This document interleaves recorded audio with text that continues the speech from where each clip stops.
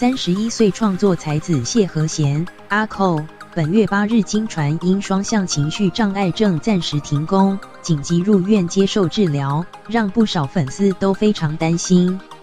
近日因状况稳定许多，谢和弦心情也调试得比较好。唱片公司宣布谢和弦全面复工，并转达阿寇的心情：若是一直带着愤怒的表演也不好，应该要带着正能量，给大家欢乐的感觉。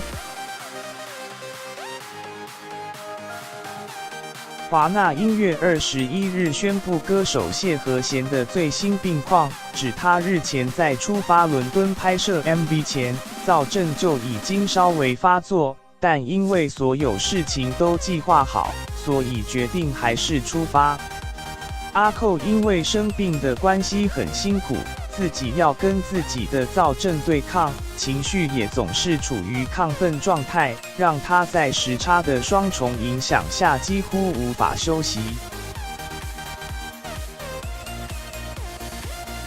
一方面要跟情绪对抗，另一方面也要把工作做好，因此当时谢和弦在英国就决定一回到台湾就要去看医生住院。